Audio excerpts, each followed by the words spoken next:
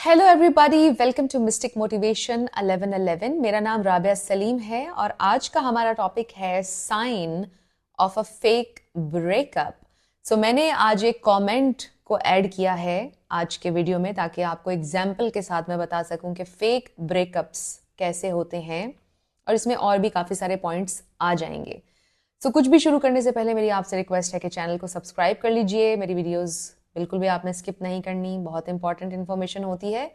Like ज़रूर देना है और हो सके तो शेयर भी कीजिएगा ताकि ज़्यादा से ज़्यादा लोगों तक हमारा कंटेंट पहुंच सके। So let's start. उन्होंने लिखा है, हेलो अस्सलाम वालेकुम मैम। वालेकुम अस्सलाम मैम, मैंने आपके वीडियो देखे। ब्रेकअप के बाद मैंने बहुत बेगिंग की, फिर मैंने नो कॉन्टैक्ट फॉलो किया। आज 17 डेज के बाद उसने इंस्टा से अनब्लॉक किया और मेरी स्टोरी देखी। फिर एक दिन बाद उसका कॉल आया। एक तो ये बात सबसे पहला साइन फेक ब्रेकअप का कि 17 डेज के बाद उन्होंने रीच आउट कर लिया उनके एक्स ने। तो ये एक फेक ब्रेकअप था और इसका रीजन था कि वो कोई अपनी बात या तो आपसे मनवाना चाहते थे या आपको चेज करवाना चाहते थे या आपको रिएक्ट करवाना चाहते थे, इसलिए अपनी मे बी कोई बात मनवाने के लिए उन्होंने आपसे फेक ब्रेकअप किया था। बट उन्होंने देखा कि ये तो बिल्कुल नो कांटेक्ट में है, तो बेसिकली आपके एक्सेस ब्लफ कर रहे होते हैं और एक फेक ब्रेकअप होता है ये, जो वो 17 दिन बाद या 5 दिन बाद रीच आउट कर लेते हैं। उसने इंस्टा से अनब्लॉक किया और मेरी स्टोरी देखी। फिर एक दिन बाद उसका कॉल आया। उसने बोला बात करनी है और फिर पुरानी बातों को दोबारा स्टार्ट किया और गुस्सा किया। मैंने भी बोला कि मुझे कोई फर्क नहीं पड़ता, तुम अपनी लाइफ में आगे बढ़ो। मैं अपनी लाइफ में आगे बढ़ चुका हूँ।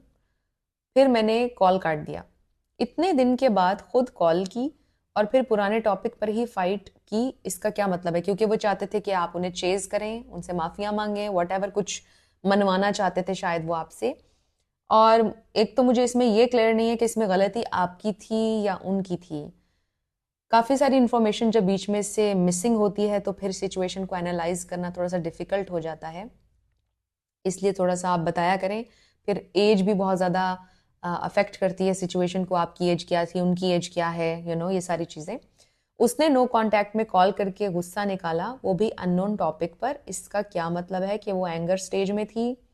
मैं खुद कंफ्यूज्ड हूँ। इस पर वीडियो दीजिए कि पुरानी बात दोबारा क्यों करते हैं एक्स, और गुस्सा भी। एक तो ये फेक ब्रेकअप था इसलिए, और दूसरा ये कि वो चाहते थे कि आप उनको दोबारा से चेज करने लग जाएं, इसलिए भी उन्होंने ये किया। वो इनसिक्योर होना शुरू हो गई थी कि आप शायद बिल्कुल कांटेक्ट उनसे अब नहीं करेंगे, आपको खो सकती हैं वो, तो फिर उन्होंने दोबारा से आपको कांटेक्ट किया ताकि आप उनको चेज करने लग जाएं, उनको वैलिडेशन मिल जाए, ताकि वो थोड़ा सा जान सकें कि आप का कितना इंटरेस्ट है उनमें और क्या नहीं है। स्टेज की इसमें कोई बात ही नहीं है, बिकॉज मुझे तो ऐसा लग रहा है कि किसी स्टेज से वो नहीं गुजरी। उसका रीजन यही है कि it was a fake breakup और आपसे वो कुछ मनवाना चाहती थी। इसमें मेन रीजन ये होता है, इसलिए आपके एक्सेस 4 दिन बाद, 5 दिन बाद, 15 दिन बाद रीच आउट कर लेते हैं। जब आपके एक्सेस 15 दिनों बाद या 17 दिनों बाद रीच आउट करते हैं, आप जवाब मत दिया करें। मैंने हमेशा आपको ये बोला है कि उनके इनसिग्निफिकेंट मैसेजेस का जवाब मत दिया करें। 1 महीना तो कम से कम भी गुजरने दिया करें ब्रेकअप के बाद, ताकि उनको थोड़े कॉन्सिक्वेंसेस तो फील हो ना आपसे ब्रेकअप करने के। जब आप फौरन से उनको वैलिडेशन देते हैं, उनको जवाब देते हैं, उनको कॉल्स पे कॉल्स, उनके मैसेजेस सुनने लग जाते हैं, उनकी कॉल्स वगैरह जवाब देने लग जाते हैं, तो फिर वो अपने मकसद में कामयाब हो जाते हैं, आपको इरिटेट करते हैं और आपने जो मेहनत की होती है अपने ऊपर वो सारी की सारी ज़ाया हो जाती है।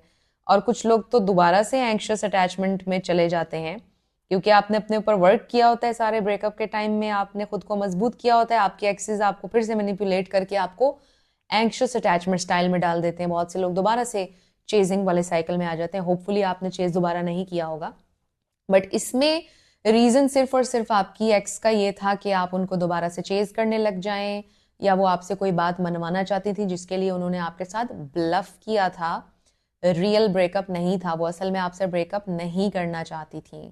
प्लस उनको गुस्सा भी आ रहा होगा आपके ऊपर, फ्रस्ट्रेशन भी हो रही होगी कि ये क्यों नहीं चेज कर रहा है, ये मेरी बात क्यों नहीं मान रहा है। इसलिए फिर उन्होंने दोबारा से आपसे पुरानी बातें उठाकर फाइट कर लिया, क्योंकि वो चाहती थी कि आप उनके ही बात के ऊपर एग्री करें, आप उनसे माफिया मांगे और ज्यादा जो वो कह रही हैं उसके ऊपर आप एग्री करें, इसलिए उन्होंने ऐसा किया। ये एक बहुत ह्यूज साइन होता है फेक ब्रेकअप का, जो कि 5 दिन बाद, 15 दिन बाद, 2-4 दिन के बाद लोग रीच आउट कर लेते हैं। सो महीना जो है वो कम से कम भी आप लोग गुजरने दिया करें। और आपको पता है कि मैं तो हमेशा आपसे कहती हूँ कि आपने नो कांटेक्ट को ब्रेक नहीं करना है, नो मैटर व्हाट, आपने ब्रेक नहीं करना है। और 1 महीने से पहले तो नो कांटेक्ट को कभी ब्रेक नहीं करना है, क्योंकि तो वो तो किसी स्टेज से गुजरे ही नहीं, वो तो उनको कोई रियलाइजेशन नहीं हुई, ना ही कॉन्सिक्वेंसेस, कुछ भी नहीं। तो 1 महीना तो कुछ भी नहीं होता है नो कांटेक्ट की दुनिया में, वो गुजरने देना होता है। 17 डेज का ब्रेकअप, 10 डेज का ब्रेकअप एक फेक ब्रेकअप होता है। सो आई होप कि ये वीडियो किसी ना किसी तरह आपके लिए हेल्पफुल रहा, कुछ ना कुछ आपको आइडिया हो गया है फेक ब्रेकअप्स किस तरह के होते हैं। अगर आपके लिए इसमें कुछ भी हेल्पफुल था, आपने मुझे कमेंट सेक्शन में बताना है। और फ्रेंड्स, अपनी सक्सेस स्टोरीज भी शेयर किया करें, बेशक नाम अपना मेंशन ना किया करें, ताकि मैं उनको आने वाली वीडियोस में शामिल करूं, जो भी आपके क्वेश्चंस होते हैं। बहुत सारे क्वेश्चंस के मैं जवाब इसलिए नहीं देती हूँ बिकॉज मेरे सारे वीडियोज में ऑलरेडी उनके जवाब हैं। कुछ न्यू सब्सक्राइबर्स में भी करते हैं इस तरह के क्वेश्चन, तो आप लोग सारी वीडियोज देखें, थोड़ी मेहनत करें, तो आपको सारे आंसर्स मिल जाएंगे। So again, thank you so much for watching this video. मैं मिलूंगी आपसे नेक्स्ट वीडियो में।